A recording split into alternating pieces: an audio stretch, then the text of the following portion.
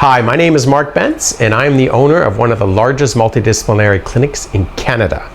I started the Virtual CEO because I wanted to take clinic owners from overworked, underpaid, to living life on your terms and a clinic that is extremely profitable.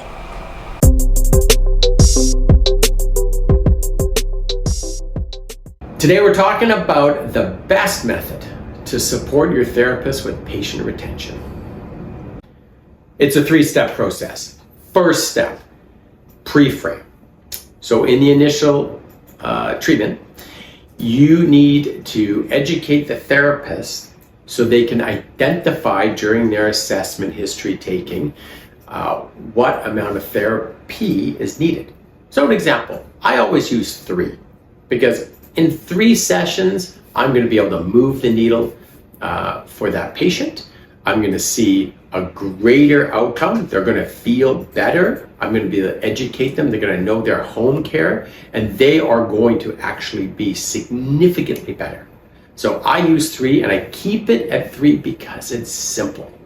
So then when I'm working with therapists, I tell them, keep it at 3.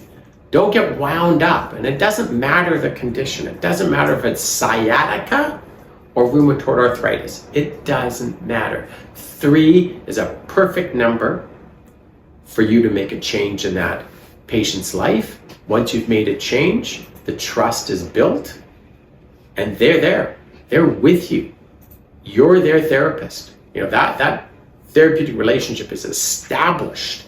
So the first thing is the pre-frame. And so you set it up. You say, John, from what I see with your history, the assessment I've had, I've seen this condition many times before. What I like to do is it's going to take this 3 treatments, and then what we're going to do is reassess. And I do that right up front at the beginning. That's called pre-framing. So the patient knows that they have a clue of what the direction is. So then you get into the treatment, and then you start treating the person. And then I start to put in sort of the reasons of why I need to do these treatments. So an example would be, oh, John, I noticed, that low back. Yeah, I can see how that low back's causing you to have sciatica. Yeah, totally notice it there. Also, that numbness, very typical. Boy, you see that in most sciatica treatments. And that's why it takes a couple treatments to take care of that sciatica, because we're going to do certain techniques here. Then I'm going to give you the home care, and you're going to notice a considerable change. Or if it's headaches, oh yes, I noticed you've got these headaches. What's going to happen is I can relieve these trigger points, I can reestablish your posture, and you're going to notice a change. So you are giving them the reasons throughout the treatment. So if it's a half-hour treatment, spread it out over a half hour. If it's an hour treatment, spread it out over an hour. But consciously, and this is key, consciously, intentionally produce this, because they need to know. If this person's never had therapy, they're clueless to what goes on. They certainly need to understand it. If this person has a lot of therapy, they still need to be educated on your approach. And if you leave everything to the end, you're just hitting him too hard with too much at the end. And you're leaving way too much to chance. By giving them that information throughout the treatment, you're giving them the ability to ask you questions.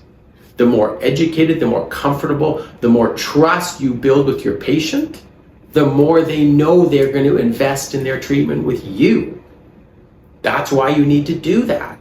So get out that information to them, listen to them, work with what they say, and then when it gets to the end of the treatment, so this is the third part of the step, when you get to the end and it's time to wrap it up with the full treatment plan, the home care, it's easy. You've already done it. It goes down like that. It's so easy.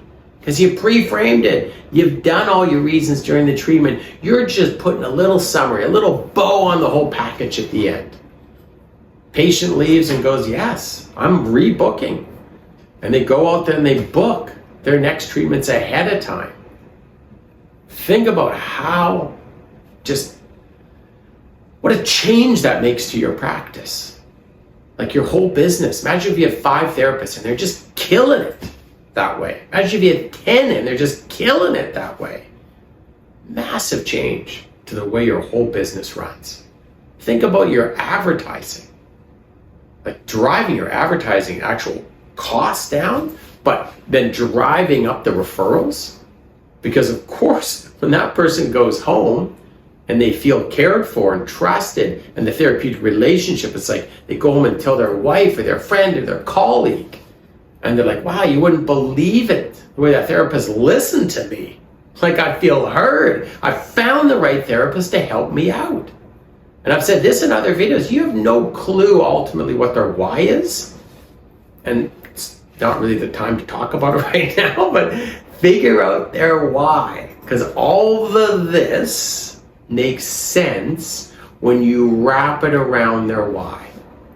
And ultimately, what do you get? You get a patient for life. And that doesn't mean you have to treat them every week for the rest of their life. It simply means you create a relationship therapeutically that is so strong that whenever they have an issue, they come to you, your clinic, for therapy. And that's what is building a strong, resilient business. That's what will give you the freedom, time, money, the joy, all those things you're looking for. It'll take away the stress, the fear, oh God, all that other stuff that so many people have. So set it up, guys. That is certainly the best method. Man, it's just worked for me. Time after time after time after time. That's where you spend your time, is educating your therapist, making sure that they're doing that consistently, executing on that plan. Get off, guys. Take action. See you in the next video.